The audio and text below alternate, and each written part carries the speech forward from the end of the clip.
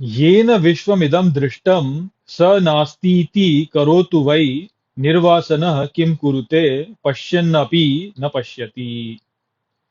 नमस्कार मित्रों। ये जो श्लोक है ये अष्टावक्र गीता के 18वें अध्याय का 15वां श्लोक है, जिसे हम आज गहराई से समझेंगे। तो आइए सबसे पहले इसके अर्थ को समझते हैं। तो जो श्लोक है वो कहता है, येन विश्वमिदं दृष्टम, अर्थात जिसके द्वारा यह विश्व दिखता है, स नास्तीति करोतु वै, अर्थात वह नहीं है ऐसे ही करने हेतु, निर्वासनः किम कुरुते, अर्थात वासना समाप्त करने के लिए क्या करता है, पश्यन अपि न पश्यति, अर्थात देख करके भी नहीं देखता। तो यहाँ पर अष्टावक्र जनक महाराज से कहते हैं कि जिसके कारण हमें ये विश्व दिखता है, उस कारण को समाप्त करने के हेतु वासना को समाप्त करने वाला व्यक्ति क्या करता है, वह ये करता है कि वो देखने पर भी नहीं देखता। अर्थात जो व्यक्ति तत्वबोध प्राप्त कर लेता है, वह व्यक्ति जो है वह संसार को वैसे ही देखता है जैसे हम देखते हैं, किंतु उसका दृष्टिकोण होता है वह ऐसा हो जाता है कि वह देख कर भी नहीं देखता।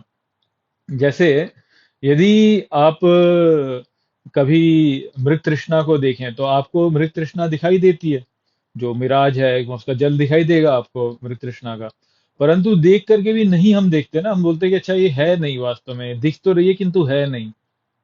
तो इस प्रकार का ही दृष्टिकोण जो है वह तत्वबोध प्राप्त करने वाले व्यक्ति के लिए सब सभी वस्तुओं के लिए हो जाता है। तो जो ये विश्व हमको दिख रहा है अपने चारों ओर, जैसा हमको दिख रहा है वैसा ही जो है वह तत्वबोध प्राप्त किए हुए व्यक्ति को भी दिखता है। वैसे देखा जाए तो ऊपर ऊपरी तौर पर वह जो व्यक्ति है वह जानता है कि इसमें वैसे कुछ है नहीं।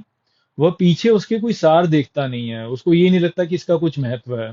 तो यदि उसने कुछ पा लिया तो उसे ऐसा नहीं लगता कि हाँ भाई मैंने कुछ पा लिया, यदि उससे कुछ खो गया तो उसको ऐसा नहीं लगता कि उसने कुछ खोया, क्योंकि देख करके भी वह उसको नहीं देखता। तो जो व्यक्ति इस प्रकार का भाव अपने भीतर विकसित कर लेता है, वह ही व्यक्ति है जो कि वासना से मुक्त हो पाता है। क्योंकि वासना का जो मूल है, वह मूल जो उसकी जड़ है वह इसी में है कि हम इस संसार को जो है सत्ता दे देते हैं। हम ये सोचते हैं कि इस विश्व में अपनी एक सत्ता है, इसका इसमें कुछ खुद का कुछ है ऐसा जो कि महत्व रखता है। जबकि वास्तव में इस विश्व में ऐसा कुछ भी नहीं है जो कि महत्व रखता हो, क्योंकि जो कुछ भी यहाँ पर है वह परिवर्तित हो जाएगा। वह यदि आज है तो कल नहीं होगा, क्योंकि वह एक से दूसरे में परिवर्तित होता रहता है। तो क्योंकि वह एक से दूसरे में परिवर्तित होता रहता है, इस कारण से जो है यदि आज है तो कल नहीं रहेगा, और यदि आज नहीं है तो कल हो सकता है, या कल था तो आज नहीं है। तो इस प्रकार की अवस्था है इस विश्व की वास्तव में। इस कारण से जो है इस विश्व में कुछ भी ऐसा नहीं है जिसको आप कहें कि हम इसको रख सकते हैं, क्योंकि रख ही नहीं सकते। वो रहेगा ही नहीं और रह सकता ही नहीं। क्योंकि जैसे बोलते हैं ना साइंस में कि इस संसार में एंट्रोपी सदा सदा बढ़ती है, अराजकता सदा बढ़ती है। तो ये संसार जो है निरंतर नष्ट हो रहा है, नष्ट ही होता रहता है पूरे समय। जैसे एक कांच का ग्लास था, ये कांच के ग्लास को यदि आप नीचे गिरा दे तो टूट जाता है, टूटने के बाद उसको आप जोड़ नहीं सकते वापस। और टूट गया तो टूट गया। अब उसको पुनः बनाने के लिए बहुत सारी प्रक्रिया के द्वारा जो है उसको पुनः बनाया जा सकता है, जिसमें श्रम लगता है। तो इस संसार में यदि हमको ऐसा लगता है कि हम किसी चीज को निरंतर अपने लिए रख सकते हैं, तो ऐसा नहीं है। निरंतर किसी चीज को अपने साथ रखने के लिए कुछ ना कुछ प्रयास सदा करना पड़ता है। तो इसलिए देखा जाए तो कुछ है नहीं। जैसे आप हमारा घर ही देख लीजिए, आपने एक घर बनाया, आप ये नहीं कह सकते कि ये घर जो है अब ये मैंने बना लिया तो ये सदा के लिए मेरे साथ में है, क्योंकि इस घर में टूट फूट होती रहेगी। आपको उसमें जो है उसकी उसमें कुछ ना कुछ ठीक उसका करता रहना पड़ेगा आपको। तो आपको निरंतर उसमें प्रयास करना पड़ता है। ऐसा नहीं है कि वह घर जो है वह एक बार मिल गया तो बस सदा के लिए ही मिल गया। तो आप ये कह ही नहीं सकते कि वास्तव में वो घर मेरा हो गया, क्योंकि वो आपके अनुसार चलेगा ही नहीं। आपका शरीर ही देख लीजिए ऐसा है, बिल्कुल शरीर को आप जैसा चाहें वैसा नहीं रख सकते ना, वो उसमें परिवर्तन होता ही है। पहले बच्चे, फिर उसके बाद में युवक, युवक के पश्चात फिर आप जो है पूरे बड़े हो गए, बड़े के पश्चात प्रौढ़ावस्था, प्रौढ़ावस्था के बाद वृद्धावस्था, वृद्धावस्था के पश्चात मृत्यु।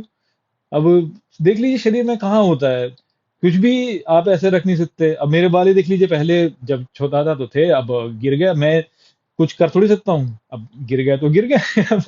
अब तो मैं अपने आप से कुछ कर नहीं सकता शरीर में। तो शरीर पे अपना नियंत्रण चलता नहीं, तो मैं कैसे शरीर को बोलूं कि मेरा ही शरीर। ये शरीर तो मेरा नहीं है, क्योंकि इसको मैं अपने अनुसार रख ही नहीं सकता। यानी मैं तो यही चाहूंगा कि मैं निरंतर जो है, जैसा मैं 21 वर्ष का जब मैं था जैसा था वैसे ही दिखता रहूं, परंतु वैसा तो हो नहीं सकता। बाल झड़ गए हैं, अब चेहरे पे झुर्रियां आने लगी हैं, आंखों के नीचे कालापन आ गया है, शरीर जो है ठीक नहीं होता अब उतनी तीव्रता से जैसे पहले होता था।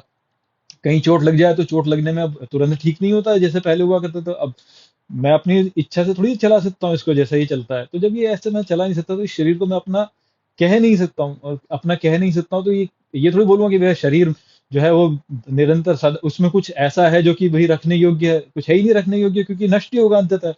अंततः तो मृत्यु को ही प्राप्त होगा, मर जाएगा शरीर।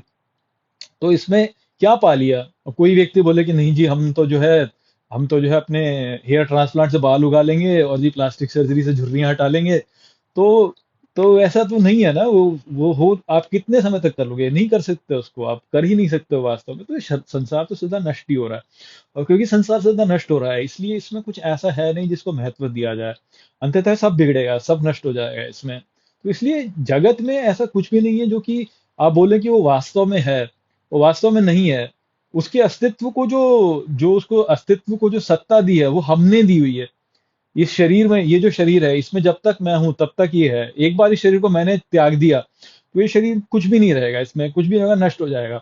ठीक इसी प्रकार से मेरा जो घर है उस घर को महत्व में केवल तब तक दूंगा ना जब तक मैं उसे अपना घर मानता हूँ। एक बार मैंने उसको अपना घर नहीं माना, या मान लीजिए मैंने उसको बेच दिया या किसी कारण से मुझसे छिन गया, तो बस फिर उस घर का कोई महत्व मेरे लिए नहीं रहा। तो इस जगत में जो कुछ भी है उसको महत्व मैंने दिया हुआ है, हम देते हैं उसको महत्व। यदि हम उसको महत्व नहीं दें तो उसका अस्तित्व नहीं रहता, उसका अस्तित्व नष्ट हो जाता है। तो जो तत्वबोध प्राप्त करने वाला व्यक्ति है वो है इसी प्रकार से देखता है इस जगत को। तो इसीलिए वो देख कर भी नहीं देखता, बोलता है ये कुछ है ही नहीं है, ये कुछ है ही नहीं वास्तव में। तो मैं इसे महत्व दूंगा तो ये है, यदि मैं इसे महत्व ना दूं तो ये नहीं है।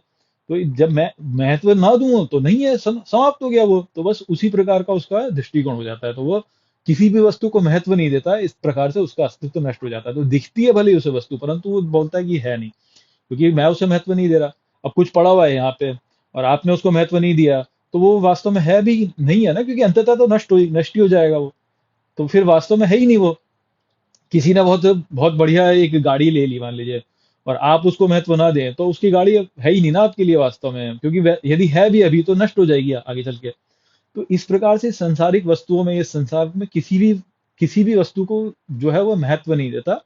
और इसलिए क्योंकि वो महत्व नहीं देता है इस कारण से उसका अस्तित्व नहीं रहता, तो देख कर भी वास्तव में नहीं देखता। तो वो संदेश था यहाँ पर इस श्लोक में। आशा करता हूँ कि मैंने इस श्लोक को आपको अच्छे से समझा दिया होगा। चलिए इसी के साथ इस वीडियो को यहीं पे समाप्त करते हैं। नमस्ते।